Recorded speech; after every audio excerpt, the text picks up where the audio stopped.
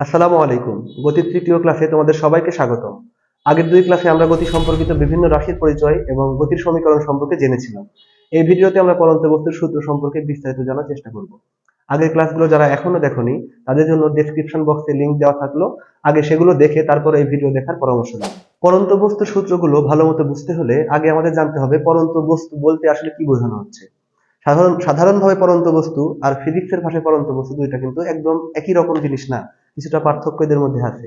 তো আমরা যদি পরন্ত বস্তু সম্পর্কে জানতে চাই ফিজিক্সে আসলে পরন্ত বস্তু বলতে কি বোঝায়, তাহলে আমরা বলতে পারি যদি কোনো একটা বস্তু একটা নির্দিষ্ট উচ্চতা থেকে, ধরলাম এটা আমাদের ভূমি, এখান থেকে একটা এইচ উচ্চতা থেকে যদি একটা বস্তু একদম মুক্ত হবে বিনা বাধায় পড়ে, সেই বস্তুকে আমরা শুধুমাত্র পরন্ত বস্তু বলতে পারি।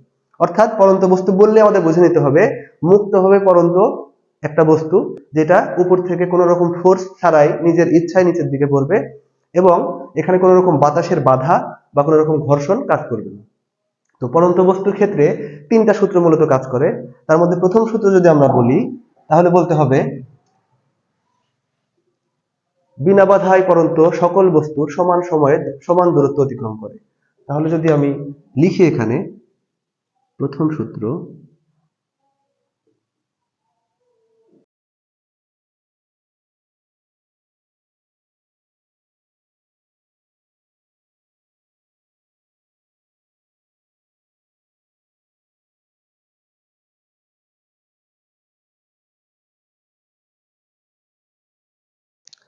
অর্থাৎ একটা নির্দিষ্ট উচ্চতা থেকে যদি আমরা বিভিন্ন ভর এবং সাইজের একাধিক বস্তুকে একসাথে ছেড়ে দিই, তাহলে সেক্ষেত্রে বস্তু দুইটা সমান সময়ে সমান দূরত্ব অতিক্রম করবে।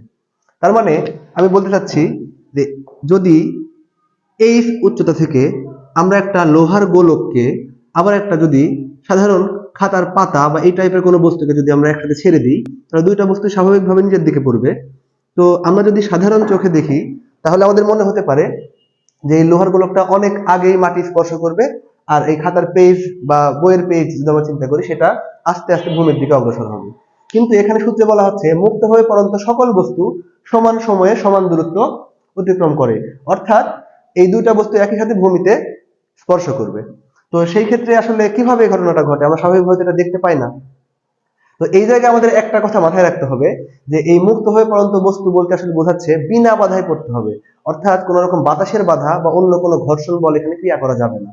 যদি এরকম কোনো জায়গাতে গিয়ে যেখানে কোনো বাতাসের বাধা নাই এরকম কোনো জায়গায় যদি এই পরীক্ষাটা আমরা করতে পারি, তাহলে সেই ক্ষেত্রে দেখা যাবে এই লোহার গোলক এবং ওই খাতার পাতাটা একই সাথে ভূমি স্পর্শ করবে, অর্থাৎ তারা একইভাবে বেগ বৃদ্ধি করবে এবং একসাথে সমান সময় সমান দূরত্ব অতিক্রম করবে। এবার যদি আমরা দ্বিতীয় সূত্রের দিকে যাই, দ্বিতীয় সূত্রের ক্ষেত্রে আমরা লিখতে পারবো দ্বিতীয় সূত্র,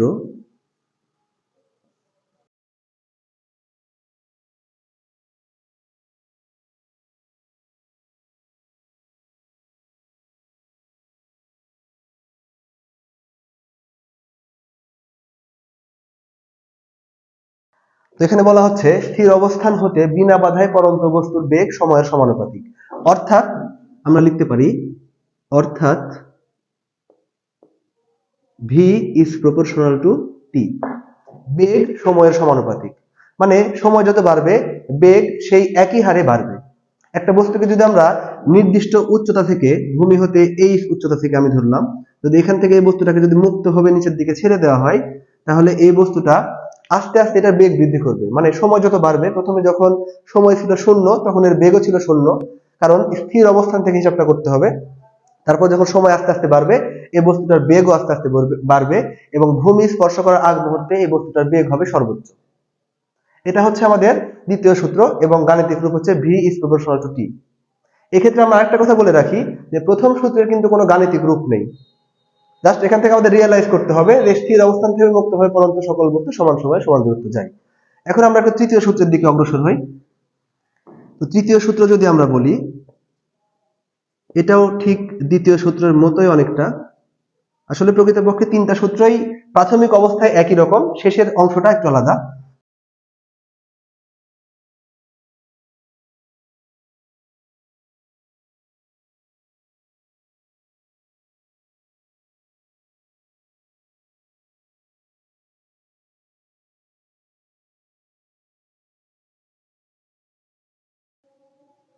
অর্থাৎ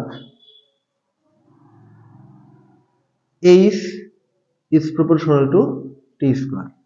তো এখানে বলা হচ্ছে স্থির অবস্থান হতে মুক্ত হয়ে পড়ন্ত বস্তুর দূরত্ব সময়ের বর্গের সমানুপাতিক। দূরত্ব এই ক্ষেত্রে h দিয়ে প্রকাশ করার কারণ হচ্ছে নরমালি পড়ন্ত বস্তু যদি হয় সেই ক্ষেত্রে এই বস্তুটা একটা নির্দিষ্ট উচ্চতা থেকে নিচের দিকে আসে, তো উচ্চতার ক্ষেত্রে আমরা h ব্যবহার করে থাকি। তো এই উচ্চতাটা হবে সময়ের বর্গের সমানুপাতিক, অর্থাৎ সময় যে হারে বাড়বে সময়টা বাড়ার সাথে সাথে উচ্চতাটা তার বর্গ হারে বেড়ে যাবে। অর্থাৎ সময় যদি 2 সেকেন্ড বাড়ে সেক্ষেত্রে উচ্চতা বাড়বে হচ্ছে 2 স্কয়ার মানে 4 মিটার। আবার যদি সময় 10 সেকেন্ড বাড়ে তাহলে উচ্চতার পরিবর্তনটা হবে 10 স্কয়ার মানে হচ্ছে 100 একক। এভাবে এখানে পরিবর্তনটা হবে। তাহলে এইখান থেকে আমরা সূত্র তিনটা পাচ্ছি মুক্ত হয়ে পড়ন্ত বস্তুর ক্ষেত্রে। তার মধ্যে প্রথম সূত্রটা আমি আরেকবার রিক্যাপ করে দিই। মুক্ত হয়ে পড়ন্ত সকল বস্তু সমান সময়ে সমান দূরত্ব অতিক্রম করে। দ্বিতীয় সূত্র হচ্ছে স্থির অবস্থান হতে বিনা বাধায় পড়ন্ত বস্তুর বেগ সময়ের সমানুপাতিক, অর্থাৎ v is proportional to t। তারপর যদি আমরা আসি 3 নম্বর সূত্রে, স্থির অবস্থান হতে মুক্ত হয়ে পড়ন্ত বস্তুর অতিক্রান্ত দূরত্ব হবে সময়ের বর্গের সমানুপাতিক। তো এই তিনটা সূত্র নিয়ে কথা বলার পর আমরা এখান থেকে যে সম্পর্ক দুইটা পেয়েছিলাম গাণিতিক, দ্বিতীয় সূত্রে এবং তৃতীয় সূত্রে, এই দুইটা অংশ নিয়ে আমি আরেকটু কথা বলতে চাই। তো সেটা যদি শুরু করি তাহলে আমি একটু মুছে দিয়ে এগুলা। এই ক্ষেত্রে দ্বিতীয় সূত্রে আমরা যে গাণিতিক রূপটা পেয়েছিলাম সেটা হচ্ছে v is proportional to t। তো এইটা নিয়ে যদি আমরা একটা গাণিতিক সমীকরণ তৈরি করতে চাই তাহলে বিষয়টা কেমন দাঁড়ায় দেখি। তো আমরা পেয়েছিলাম হচ্ছে v is proportional to t। তোমাদের নিশ্চয়ই মনে আছে আমরা এই অধ্যায়ের শুরুর দিকে একটা সূত্র পেয়েছিলাম v equals u plus at। আমরা একটা নির্দিষ্ট বস্তু যদি u আদি বেগে চলা শুরু করে এবং a ত্বরণে চলে t সময় ধরে তাহলে তার শেষ বেগ হবে v পরিমাণ, v সমান u plus at। ওকে, তাহলে এইখান থেকে যদি আমরা একটু খেয়াল করি এখানে, তো এই জায়গাতেও যদি আমরা u কে এবং a কে কনস্ট্যান্ট ধরি সেই ক্ষেত্রে কিন্তু v সমানুপাতিক t সমীকরণটা বা সম্পর্কটা পাওয়া যায়। তো এর সাথে মূলত এই সূত্রটা সম্পর্ক আছে।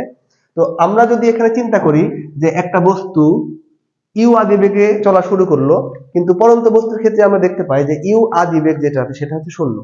তাহলে আদি বেগ যেহেতু 0 তাহলে সেই ক্ষেত্রে u এর মান আমরা 0 বসায় দিতে পারি, এবং এখানে যে পড়ন্ত বস্তুর ক্ষেত্রে যে ত্বরণটা কাজ করে সেটা হচ্ছে অভিকর্ষ ত্বরণ, সেটাকে আমরা g দিয়ে প্রকাশ করে থাকি এবং g এর মানটা পৃথিবীর সকল জায়গাতে কনস্ট্যান্ট থাকে মানে 9.8। তাহলে যদি আমরা এই u এর মান 0 এবং a এর বদলে আমরা g ব্যবহার করছি, এটাকে যদি কনস্ট্যান্ট ধরি মানে 9.8, তাহলে এখান থেকেও কিন্তু আমরা লিখতে পারি v is proportional to t।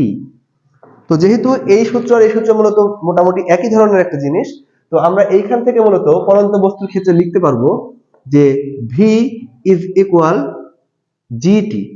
কেন?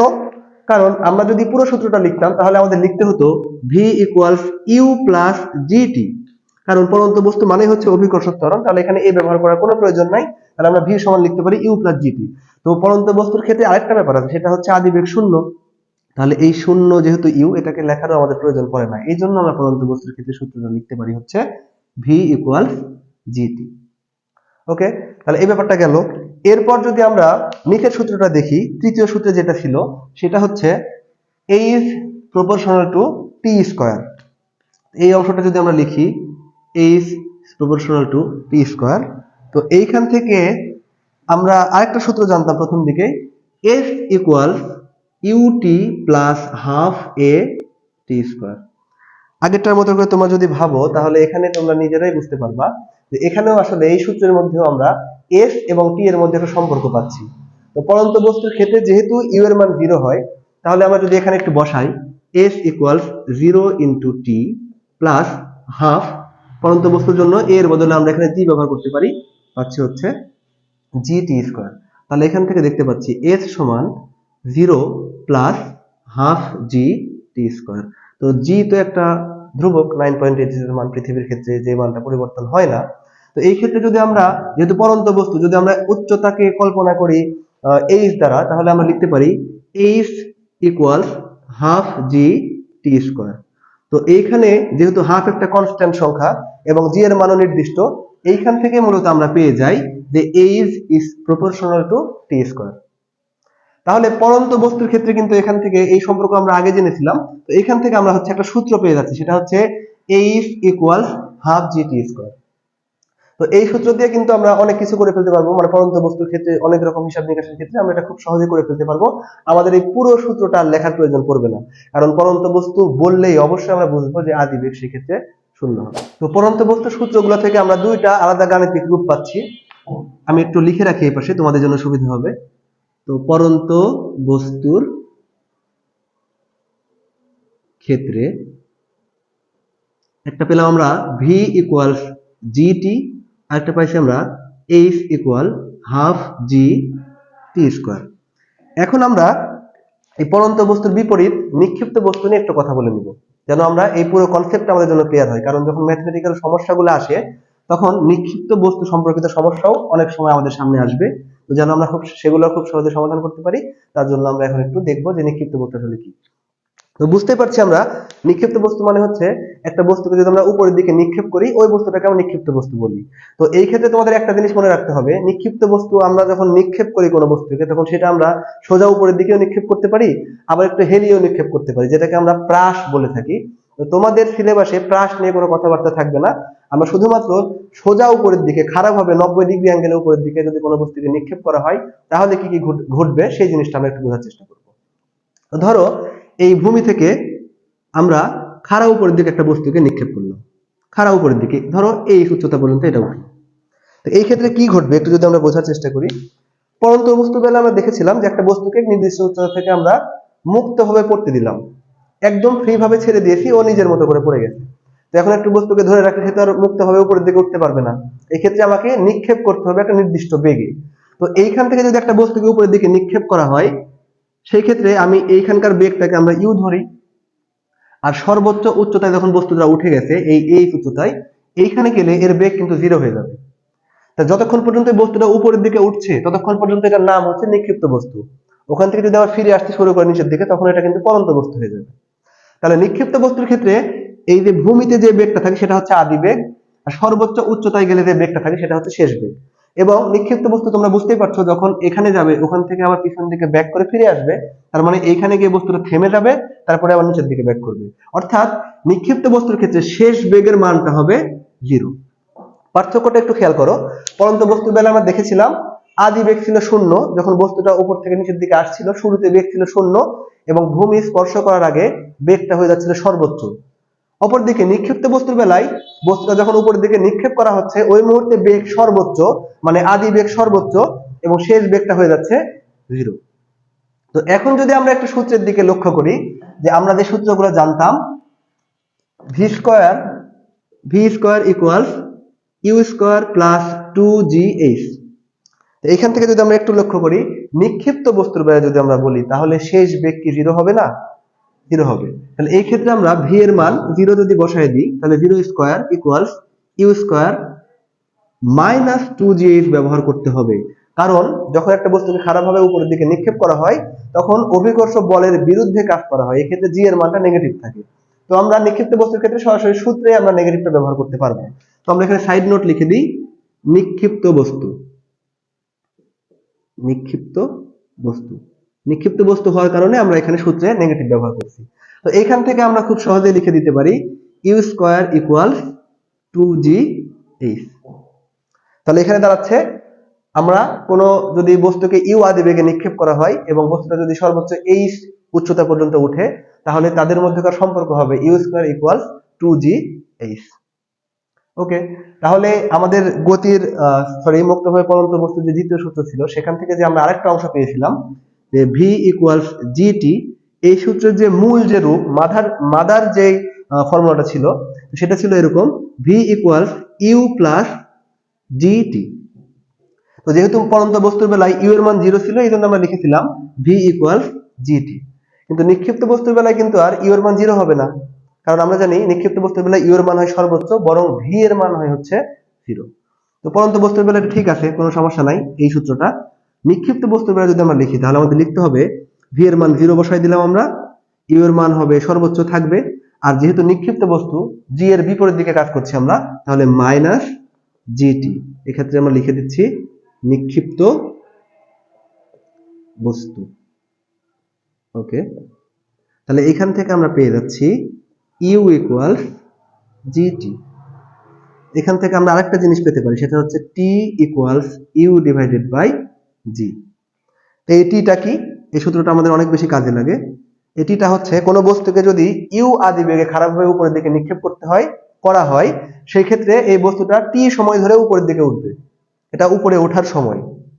এবং এখান থেকে আরেকটা অতিরিক্ত জিনিস আমি বলে রাখি, যেটা আমাদের ম্যাথমেটিক্যাল সমস্যার সময় অনেক বেশি ফেস করতে হবে, সেটা হচ্ছে একটা বস্তুকে খারাপভাবে উপরের দিকে নিক্ষেপ করলে ওই বস্তুটা ভূমিতে ফিরে আসতে যে সময়টা লাগে সেটা আমরা কোন সূত্র দিয়ে বের করতে পারি? তো তোমরা একটা জিনিস মনে রাখবা, একটা বস্তুকে খারাপভাবে উপরের দিকে নিক্ষেপ করলে উপরে উঠতে যে পরিমাণ সময় লাগে সর্বোচ্চ উচ্চতা হতে ভূমির দিকে ফিরে আসতে ঠিক সম পরিমাণ সময় লাগবে। তার মানে একটা বস্তুকে যদি আমরা এরকম হাইট থেকে, ভূমি থেকে এরকম হাইটে যদি উপরের দিকে উঠাই, তাহলে উপরে উঠতে যদি 2 সেকেন্ড সময় লাগে, তাহলে নিচের দিকে নামতেও আমাদের ঠিক 2 সেকেন্ডই সময় লাগবে। অর্থাৎ উপরের দিকে উঠতে যে সময়টা লাগে সেটা বের করে যদি আমরা 2 দিয়ে গুণ করে দিই, তাহলে কিন্তু আমরা খুব সহজেই উপরে ওঠা এবং নিচে নামার টোটাল সময়টা বের করতে পারবো। এটাকে বলা হয় উড্ডয়নকাল। তো এই ক্ষেত্রে যেহেতু আমি বললাম যে 2 দিয়ে গুণ করলে আমরা টোটাল উড্ডয়নকালটা পেয়ে যাচ্ছি, সেই উড্ডয়নকালের সূত্র আমরা লিখতে পারি টি ইকুয়ালস 2 দিয়ে গুণ করলে এটা দাঁড়াবে 2u ডিভাইডেড বাই জি। এটাকে আমরা উড্ডয়নকাল হিসেবে বলতে পারি। আমি একটু এখানে বক্স করে দিচ্ছি, উড্ডয়নকাল। এই সূত্রের মাধ্যমে আমরা কোনো বস্তুকে ইউ আদি বেগে উপরের দিকে নিক্ষেপ করলে কতক্ষণ পর ভূমিতে ফিরে আসবে সেটা বের করতে পারবো খুব সহজে। এরপর আরেকটা অংশ আছে ছোট্ট, আমি এটা বলে শেষ করে দিব। তো আমরা এখানে পরন্ত বস্তুর বেলায় আরেকটা সূত্র দেখেছিলাম, h equals half g t square. এই সূত্র নিক্ষিপ্ত বস্তুর বেলায় একটু পরিবর্তন হয়, এই পরিবর্তনটা আমি দেখাই দিচ্ছি। তো আমরা এই সূত্রটা যদি মাদার ফর্মুলাটা লিখি তাহলে দাঁড়ায় এরকম, h equals u t plus half g t square. তো পরন্ত বস্তুর বেলায় যেহেতু ইউ এর মান 0, এখানে আমরা সরাসরি লিখেছিলাম h equals half g t square. তো এখন যদি আমরা এটা নিক্ষিপ্ত বস্তুর বেলায় লিখি তাহলে কি হবে? h equals u t minus half g t square. তোমরা নিশ্চয়ই এখন নিজেরাই বুঝতে পারছো যে এখানে মাইনাস কেন হলো। আমরা এতক্ষণ আগে থেকেই বলেছিলাম যে নিক্ষিপ্ত বস্তু সবসময় কি করে, গ্র্যাভিটেশনাল ফোর্স জি এর বিরুদ্ধে কাজ করে, এই জন্য এখানে জিটা নেগেটিভ থাকে। ওই জি এর নেগেটিভটা আমরা এখানে দিয়ে দিলে এখানে মাইনাস আসে। তো এখানে লিখে দিচ্ছি আমরা, এটা হচ্ছে একটা নিক্ষিপ্ত বস্তু। ওকে, তাহলে এইখান থেকে যদি আমরা লিখি তাহলে এইখানে দেখো শুধু আদি বেগ ইউই আছে, এখানে ভি এর কোনো কাজ কারবার নাই। সুতরাং এখানে ভি এর মান 0 যে হবে সেটা আমাদের এখানে উল্লেখ করার প্রয়োজন নাই। তাহলে নিক্ষিপ্ত বস্তুর বেলায় এই সূত্র আমরা পাচ্ছি UT minus half g t square. এইটুকু পরিবর্তন মনে রাখলেই আমরা পরন্ত বস্তু এবং নিক্ষিপ্ত বস্তু রিলেটেড যে কোনো অঙ্ক করতে পারবো, কোনো সমস্যা হবে না ইনশাআল্লাহ। আশা করছি এই ক্লাসটি মনোযোগ দিয়ে দেখার পর তোমাদের পরন্ত বস্তু বা নিক্ষিপ্ত বস্তু সম্পর্কিত আর কোনো সমস্যা থাকবে না। পরবর্তী ক্লাসে আমরা এই অধ্যায়ের গাণিতিক সমস্যা সমাধান করবো ইনশাআল্লাহ। আমাদের চ্যানেল বা পেজে নতুন হয়ে থাকলে ফলো এবং সাবস্ক্রাইব করে প্রাইম টিউটরের সাথে কানেক্টেড থাকুন। আল্লাহ হাফেজ।